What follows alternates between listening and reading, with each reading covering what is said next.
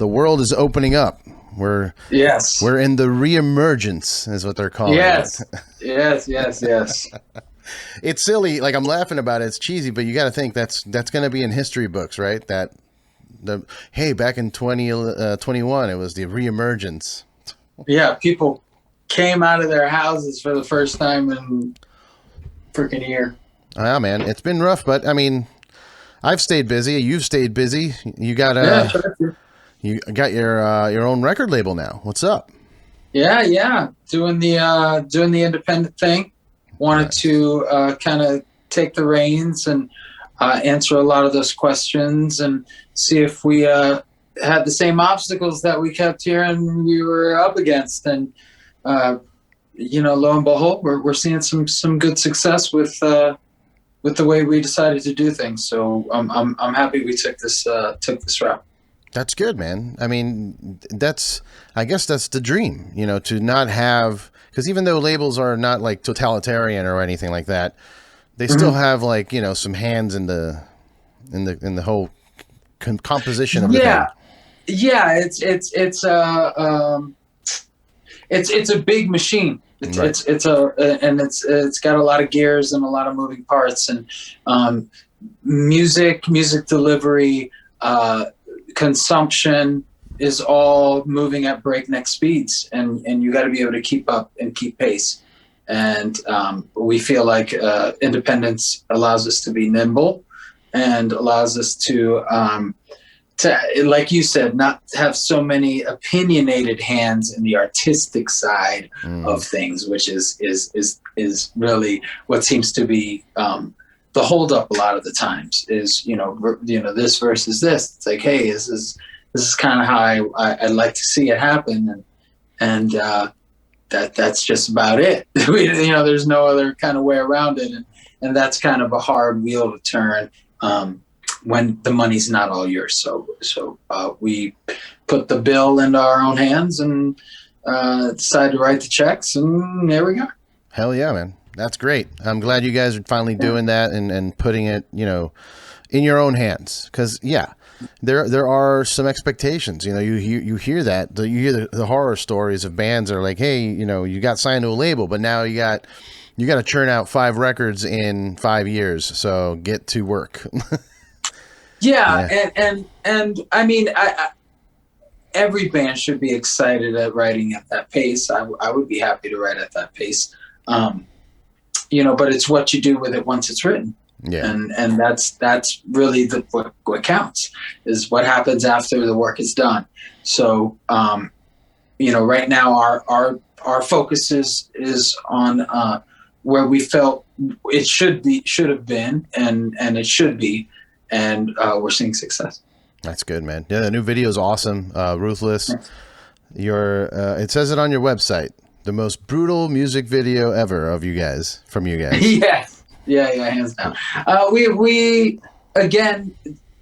have a bigger plan, and part of the plan is for people to understand that we're shaking the tree a little bit, and we have been reserved in the past, even though we are very energetic and we have a very very stark message that we put in our music and in our imagery. This time we really wanted to even shake it even further and test some ideas and some concepts and some imagery that is in a sense, in some cases, stark, even more stark than the past. Well, I mean, visually, it's got a very unique look too. It's all like the color scheme, right? It's the gray and the black and the red, so that the red pops more with the blood, and it's kind of like Sin City-ish, which is kind of cool. But with more color than that, obviously. But I loved it, man. I thought it was great. I mean, I've been around for you guys since the very, very beginning, the South Florida days. I mean, I would say, maybe I'm wrong here, but from my perspective, I think like Nonpoint was the last big band to kind of dominate the scene in Florida for a while. Like it was a time when like the chili pepper and all that was sold out, you know? Totally. There definitely was that end of an era, definitely in South Florida. Yeah. Clubs and, you know, the vacation industry really takes over in South Florida, and those clubs pack out for obvious reasons. So it's hard for rock to thrive there, because clubs to give up a day to rock is hurts their pocketbook sometimes. They feel like it would. It's a safer bet in the other direction. For us, it's you know, back to what you were talking about the video and the concept and the color. That is, again, the long picture game that we have for, you know, the EP. Our creative director and our CSM Francesca, you know, we have a very clear path on what we want to do and how we want to present ourselves, and it's obviously working because you literally hit every single color on the color palette that we wanted for people to notice, and you know, we feel like that's part of the reason that we're seeing so much success on the back end of things, and you know, so much notoriety on how we're presenting this.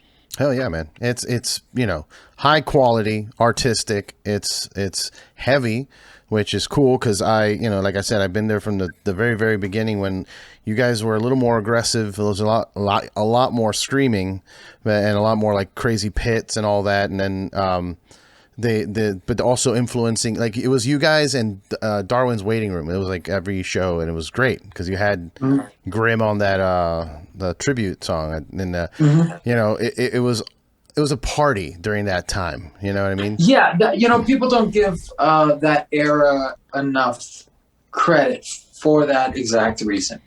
Is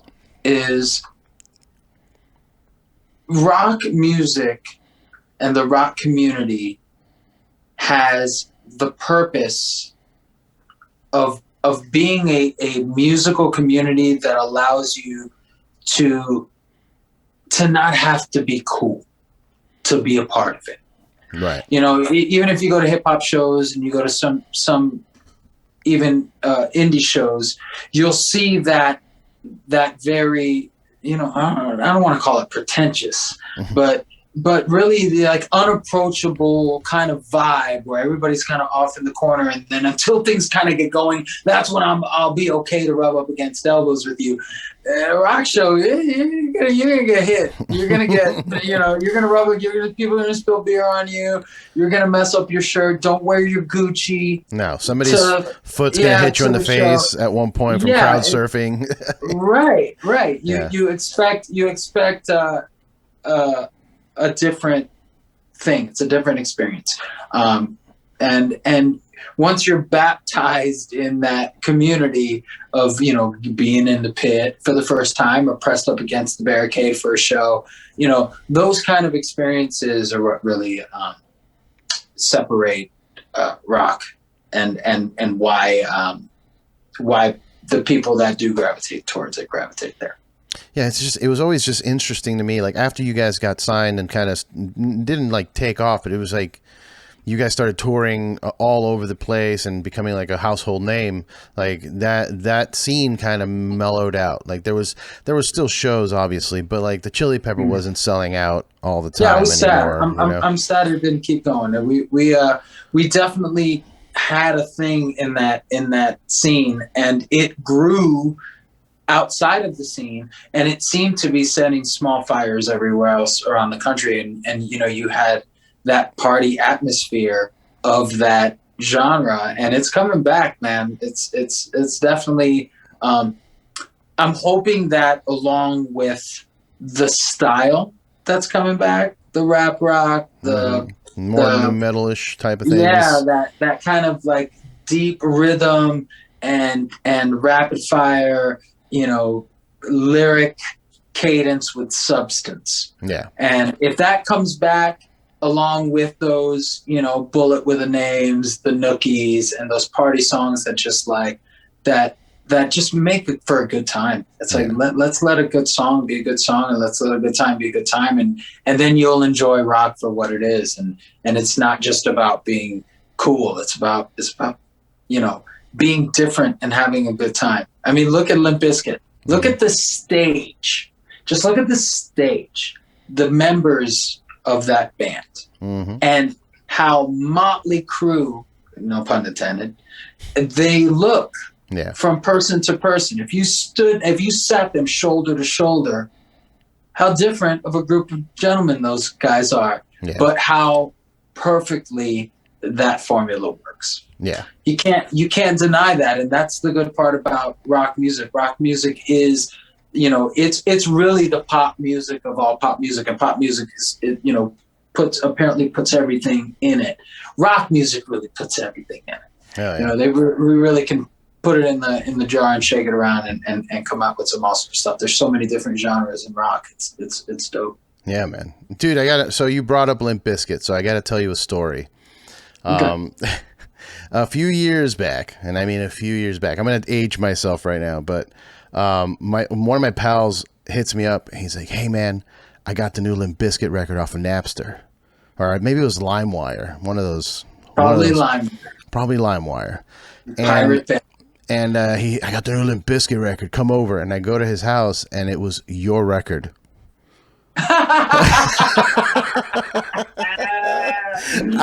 I'm sitting there, I'm like, dude, that's Nonpoint. He's like, no, man, I swear I downloaded it. It's just Limp Bizkit's new record. I'm like, that is Nonpoint. I know them. I go to their shows. That's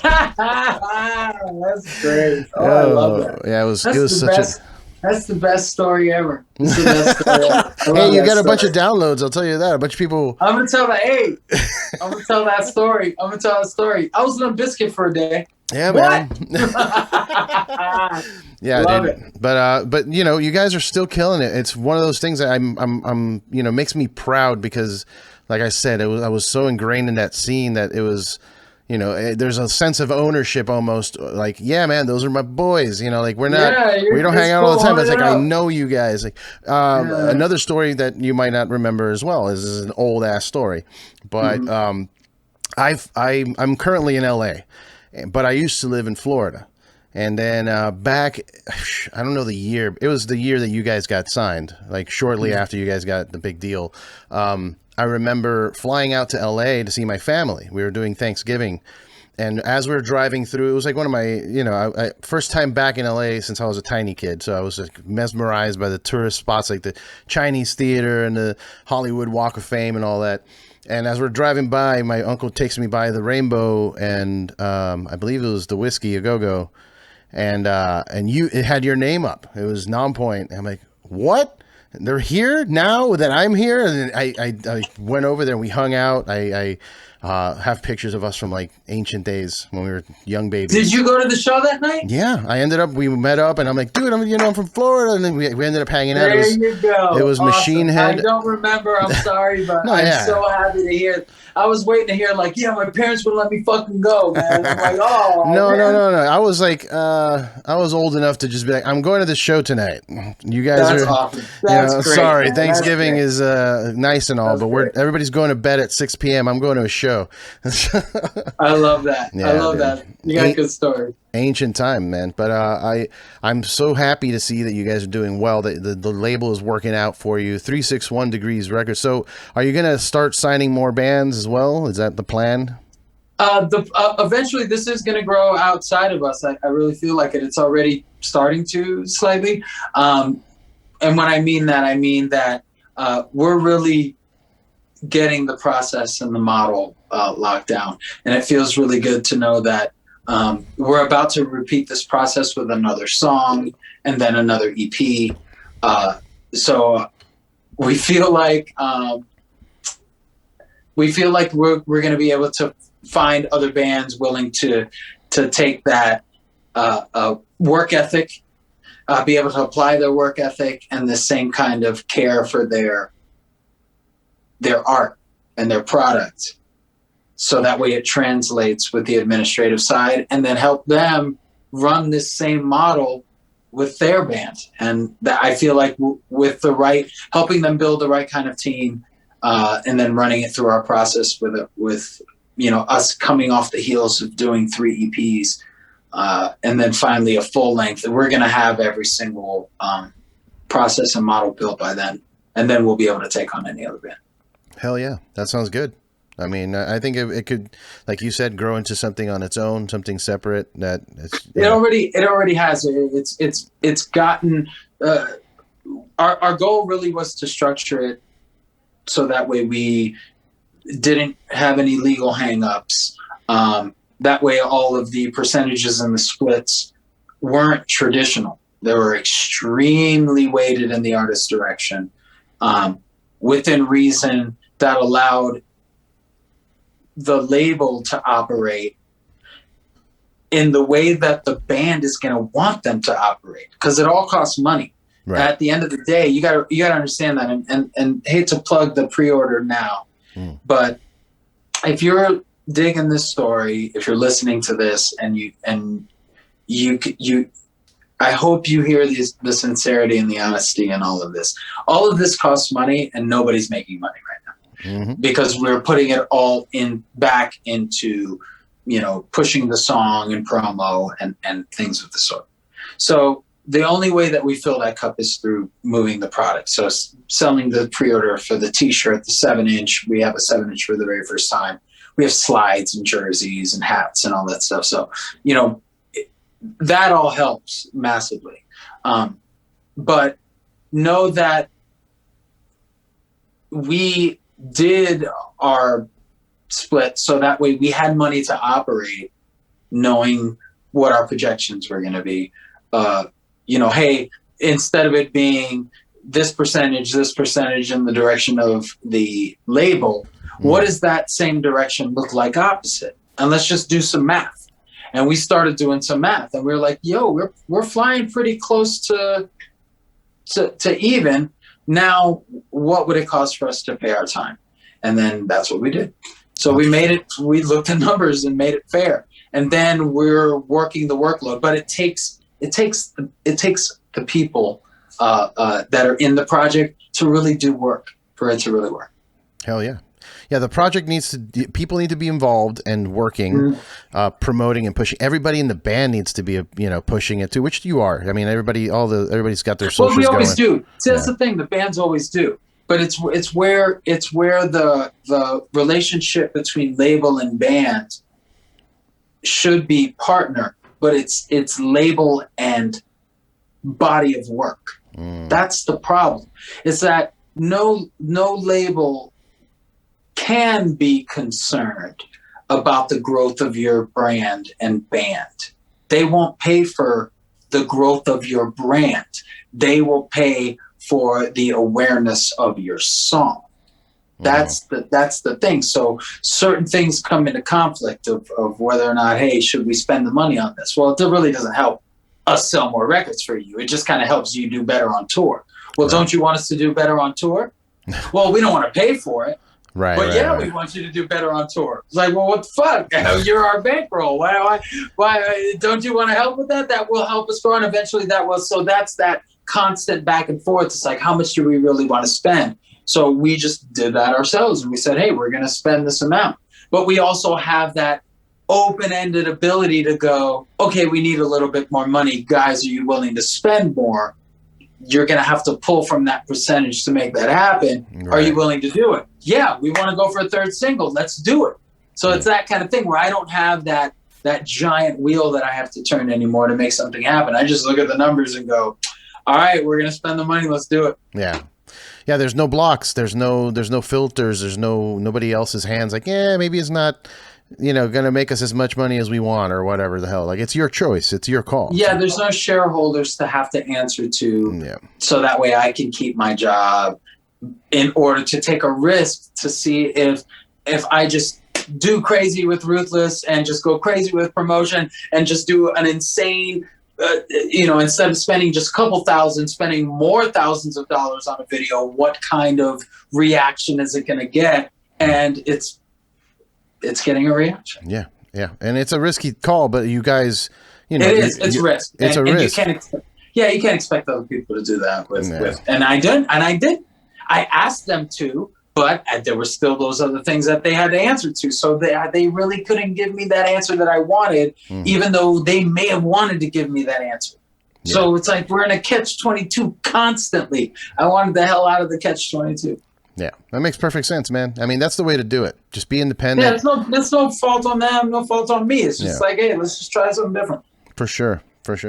Yeah, because, do you feel that the pandemic helped you with this situation? Like, yeah, because it really got the fans involved again. Right. And everyone had nothing else to do but sit at home and help each other. Yeah. So we got support from the fans because we were supporting them through the pandemic. Yeah. That was the thing. The trade-off was, hey, we notice people are going through some stuff. We want to start this Alive and Kicking initiative. Please wear your masks, help your healthcare workers, help your frontline workers, like that kind of Alive and Kicking initiative that we had at the beginning when we came out of the new year, because we had gone dark. Right. We had gone dark in the new year. So when come March, people were like, where the hell's Nonpoint? We knew that we needed to gear up and start communicating with our fans just to help them mental health. Yeah. They normally had us laughing and doing TikToks and having fun the year prior, and we kind of went dark on them. So we have that kind of tangible connection with our fan base where we can tell when they're dropping stuff in our comments of old posts going, where's Nonpoint? We need this kind of like love back in our life, we're willing to just, shift gears and figure out a way to come back. And that's what we did. And we did Alive and Kicking and did the acoustic version of that. And then that turned into the cover campaign, which turned into the statement thing. And then all of a sudden we start seeing all of our fans really coming to bat for us when we had no label to lean on, where everything was kind of like, what's going on up in the air. We had made plans on going independent, but we didn't have what we expected to have, which was an open industry to move our product through. So we had to figure some stuff out, how to work remotely, how to pay for a lot of things. And pandemic helped. Pandemic definitely helped. Yeah, it pushed everyone, well, not everyone, but it's pushed you guys and a few people to kind of think of things in a new way too. Like, I notice your Instagram, for example, your stories are hilarious. Your videos that you're putting out, like that is the kind of stuff that gets people's attention these days and gets the fans behind you. It's like when you provide them with, funny clips here and there, also just more, I hate to say the word, but content, but it's the thing, right? The more content you have. People, it's something that I do because I love it. Yeah. And it's something that I do because I sing enough. I write plenty. I'm on plenty of calls for plenty of meetings. I'm doing strategy already. So when it comes to like something that I want to sit back and enjoy, what I enjoy the most, if you haven't noticed yet, is entertaining people. So for people to see that side of my personality, that my friends get to see behind the scenes, I'm not shy. Yeah. No, and it helps, man. The fans connect to that a lot. It is the kind of entertainment that people are looking for these days too. Like, they like the connection. That's why the Twitch thing is so popular, because you get to interact and write comments, and like maybe they do a question, Q&A over Twitch or something. It's a new platform for bands, for artists, anybody really. But I'm really impressed with what you guys have pulled off and what a lot of people are doing these days. Just you figured it out. You know what I mean? A lot of bands kind of just tapped out during this whole thing. And that was actually something that we learned on one of our 7 Deaths tours with their crew. They all had FIO tattooed on their bodies. FIO. Figure it out, man. Figure it out. Figure it out. That's great, man. So bio. I mean, we kind of talked about what the plan is for you, for the label and everything, and to just keep putting out music, keep putting out videos, potentially maybe signing new bands. But what tours do you have set up now for, or are you doing tours already? Tours coming up in September. We're doing some dates, it seems, with I'm not sure if I'm allowed to say now that I think about it. I almost messed up right there. I almost this. Give me the scoop, bro. No, I'm just kidding. we're gonna do some shows with some friends, old friends, amazing band, very heavy, very excited. We're gonna do about a week and a half of shows with them. Do a few festival shows, just a couple headlining shows. Finish up the end of that tour with Seether and do a few shows with them. Nice. Then we have a Halloween show in Detroit with the Twisted Boys for their big Halloween blowout that they have every single year. They asked us to be on it this year. I guess after seeing the Ruthless video, they felt like that would be fun. That sounds like fun.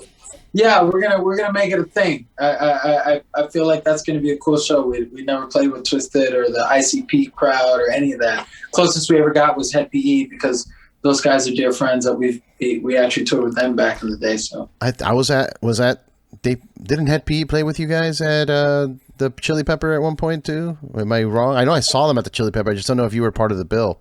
No, we weren't part of that bill, but I do remember. Oh, wait a minute. Yes, we were a part of that bill. Yeah, I think so. That was the Chili Pepper. Oh my God, you have a good memory. You know why I remember that? It's because Rob, I remember the flyer. The flyer popped into my head. And that was during the So Sorry I Couldn't Without You, So Sorry I Couldn't Without You, So Sorry I Couldn't Without You. Oh, that fucking record is the shit. Yeah, that was Love good. that record. That was a good show, man. Yes, that was that whole scene was great. I had I have somewhere in a box storage in just awful condition, I'm sure, but VHS tapes from my buddy who would like film, and he filmed I think it was your CD release party with Darwin's, and I think Mudvayne and Taproot, something like that. It was at Chili Pepper. At Chili Pepper? Mm-hmm. Whoa, you gotta find me that. I have it. Mudvayne? Mudvayne was there. They played 2 songs and their sound went out and they got pissed and they walked off. I remember that clearly because I remember not knowing who they were, and I just see these dudes up there with makeup, and this was before they had like really blown up with Dig or LD50, and I just remember seeing them like, what are these dudes in makeup? Like, what's going on? And then they started, I'm like, wow, this is really fucking good, and then the sound kept cutting out. I forget which part, but something kept cutting out, and they're just like, fuck it, and they left, and then the rest of the show kept going. I think Taproot was there too, maybe. Yeah, maybe. No, I think no. You know what it was? If it was Mudvayne and we were on tour with Mudvayne, it was Relative Ash, and Relative Ash and Factory 81. Wow, I remember that name. Yes. Wow. That band. Yes, I do. I remember it was Relative Ash and Factory. It was pretty crazy. Would you say, what would you say is the biggest point the band has reached in your career? Because I mean, from an outsider's perspective, I would say perhaps having your song "In the Air Tonight," like the cover on Miami Vice. I feel like that was a big deal. It was a big movie. Like, is that your highest like mainstream thing? No. I would give it more to. Honestly, that's funny. Honestly, Ruthless right now is moving faster than anything in our 20 years. Really? Wow. Okay. Yeah, that's good. It's already surpassed in 5 weeks. It's already passed up Chaos and Earthquakes. Wow. And that was under the basically a major label rule. Now. We still have. I mean, it has no signs of slowing down. So I would say that if I had to guess, Ruthless is going to be our biggest showing. Okay. When it comes to like monumental moments, I would say Music as a Weapon tour with Disturbed was pretty massive.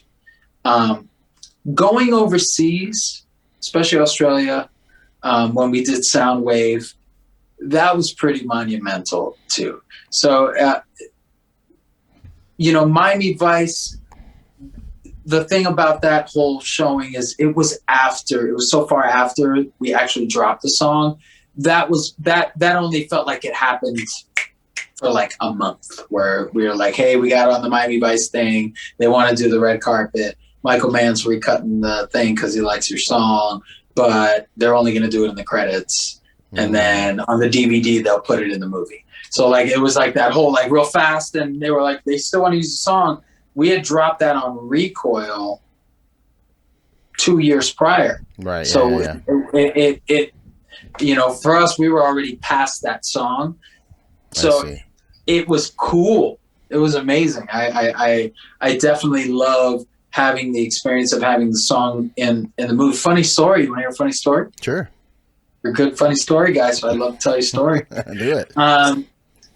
So we're backstage at we're at Mansion. We're playing Mansion. It's a big South Beach club. Yeah. I remember Mansion. And they had put a speedboat on the stage, and there were a bunch of people that were playing. I remember Brooke Hogan. She was doing her R&B rap thing. I think she was wearing grills and doing her thing. This sounds so Miami, dude. Yes, it was very Miami. Lil Wayne was there. Lil Wayne was there to do the verse for whomever wasn't going to be able to make it, to do Brooke Hogan's verse. Oh boy! But Scott Storch was the producer. The reason I know this is because Rob Rivera, my drummer, almost ripped Scott Storch from a chair in our dressing room because let's circle back a little bit. We're backstage. We throw our stuff into a dressing room, backpacks, all of our wallets, phones, into a room, shut the door. That's our dressing room. Says Nonpoint on it. We go on stage, do a quick sound check. We're playing In the Air Tonight for all the suits. And then we go back to our room. Rob goes to open the door. Door's locked. Oh, no. What the fuck? Start shaking it again. No. Hey, guys, knocked. We'll be right out.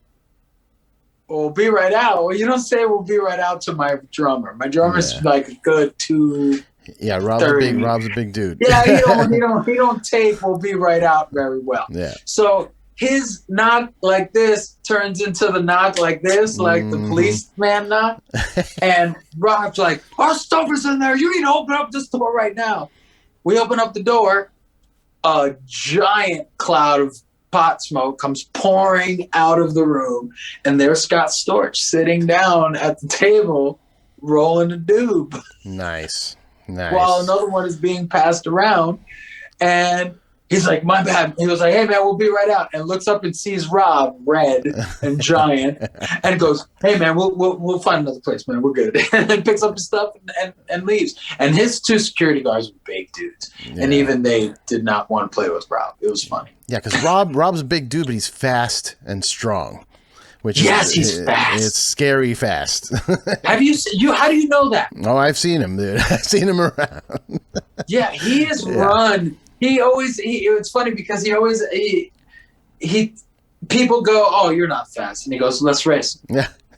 Every time, let's race. And he will beat people in a foot race. It's insane. The guy's got crazy fast switch muscles. He's built for baseball. He's built for baseball. For sure. He's definitely. Yeah. That's a crazy story, man. That's nuts. For me, like I said, from the outside, it felt like that was a big deal. I was also maybe a little biased because I was in Miami Vice for a scene. Like they paid me money. Were you? Yeah, they paid me to do a scene for the movie. I was Cuban patron number 3. And a Who Cuban. was number two? Who was number two? I gotta see. I'm gonna look. I'm gonna look in the credits. So number three, editor. I was sitting. It was the scene was me in a cafe. It was in a cafe, like a cafeteria, and I'm sitting at a table with two ladies, and like pretending that we're like ordering, and then pretending like we're eating. The table next to us is where the filming is happening. So like Jamie Foxx is right next to me eating and having a scene where he's like yelling at this person, and then what's his name, Colin Farrell comes in, and like they run out and they do a scene. That's the whole scene. But it took 12 hours of us just sitting in this cafeteria and like taking breaks and for the one scene. Yeah, dude. And they got to the point where we were there overnight to the sunrise. So they had to, the scene's at night, so they had to cover, like, all right, we got to take a break and cover this entire cafeteria with like a tarp or a blanket or something so that it looks like nighttime through the windows. And so I'm sitting there passing out. It was like 3, 4 in the morning, just half asleep. And Jamie Foxx is like right here. He just turns to me, starts clapping and singing Guantanamera. Like, Guantanamera. I'm like, oh, God. Oh, he's like, wake up, bro. Let's go. I'm like, wow. Oh, shit. All right, I'll get up. Sorry, my bad. It's just wow. fun. You got yelled at, man. You got yelled at by Jamie Foxx. That's God bless. Cheers. That's a life achievement, right? No, that is, man. No, he actually, like, he kept singing it and got everybody, because he noticed that everybody was kind of like ragged from just being there 12 hours. So he got everybody like up and about and doing conga lines, and you know, he's a good guy. It's Jamie Foxx. Yeah, it's Jamie Foxx. Colin Farrell. Did you hear his thing? He was the oh shit man. Did you hear that story about him being the oh shit man? No, what's that? He was the guy that didn't go into the clubs. He was the guy that stood on the other side of the street of the club where the line of celebrities of people walking in, and he would see somebody like Snoop and go, oh shit, look at Snoop. And he was the oh shit man, and people in LA knew him as the oh shit man. Yeah, because he would always say, oh shit, look at Dre. Dre in the house. That's great. That's a great story. Yeah, he seems like he's such a good person, man. Like Colin Farrell, on the other hand, I'm not too fond of. He's the one that made us late. That's why it took us so long. He was busy chain smoking and showed up late with like 2 girls, kind of like hanging. Yeah, probably just hanging on to 2 girls, like chain smoking, and we've been there waiting for him for hours. I'm like, come on, man. Like, it's for real. But yeah, that was my Miami Vice. Why? Because he was going and coming back? Yeah, he would leave and come back. Like, what the fuck? Can we just finish the scene? Like, I heard he wasn't very. I heard he was a bit difficult on that. Yeah, he's a little mean, but that's fine. I'm not hating on him. He's a great actor or whatever. But yeah, he was a little mean backstage. But Jamie Foxx made up for it. He's the best. So that's good. There you go. But yeah, I felt this connection to the you know, when that song hit, also, you know, one of my favorite Phil Collins songs of all time. And then, yeah, me too. So, you know, it was all like a perfect storm at that moment in time in my life. So yeah, you driving down the street and on your way to Coconut Grove, listening to a real loud, windows open. Yeah, I did that. I did that too. Nice, man. Nice. So new album coming soon? Yes? No? Yeah? Are you doing the new? Are you doing enjoy Ruthless? Enjoy Ruthless. I mean, I've seen bands that are like doing they're not really doing the album format. They're doing like EPs or maybe dropping songs here and there. Is that kind of the approach? Ruthless is an EP right now. We have a second and a third EP coming. Okay. The thing is, we're giving ourselves enough time to give each song some attention. It's something that we've never done before. And, you know, we want to see what kind of undertaking it is to have a second, a third, a fourth, a fifth single. Mm-hmm. I mean, it would be great to see each one of these songs, you know, get its own video, get its own merch line. You know, some of my favorite songs on you know, Deftones records are songs that they didn't release. And I would have loved to seen a video or have a shirt or, you know, that kind of stuff. And that, for some reason, there seems to be room for that in the industry to work at that pace, and nobody's trying it. So people's attention spans are a little smaller too. Like everybody's got the instant gratification from, you know, Netflix or Spotify or, you know, TikTok ads. Everything's 15 minutes, 30 seconds. So like the attention span's getting smaller. So albums is kind of an undertaking for some people these days, where like I got to sit here and listen to 35, 40 minutes of music, or I can just put on one song and not have to worry about it. Like it works, you know. And people want to change up, and you know, we really want them to love Ruthless, and they seem to be loving it, and we don't want to have it shift gears too soon. But we do have a second gear ready, and we have an amazing plan and an amazing showing. And you know, a lot of people definitely know what's coming. We had a campaign last year where we gave our fans the opportunity to choose our next cover. And we knew it was coming off the heels of In the Air. So When Doves Cry by Prince won, and it is a banger. It's pretty epic. We wanted to make sure that we respected the song, but we wanted to make sure that it held its ground against In the Air, and I feel like we beat it. Nice. That's another one of my favorite songs of all time. You know, I grew up on When Doves Cry and Purple Rain and all that shit. So yeah, man. Only man that could wear purple and lace and still look badass. And serve you pancakes, and in the morning you see that Chappelle skit. No, he's awesome, man, and I'm glad to hear it. I like this format. I'm honestly, for me, like, I still love a good, you know, full length record. Throw on the vinyl, whatever. There's plans. There's plans on it. Yeah. They'll have enough music by the time it's all said and done. We're gonna do 5 on this one, 4, and then we're gonna look at the body of work and see if it works together. And if not, then we're gonna put together something off the heels of this that will be a full body of work. Hell yeah. And like you were saying earlier, the party mentality seems to be coming back. I went out yesterday for the first time in LA, for the first time in this pandemic situation.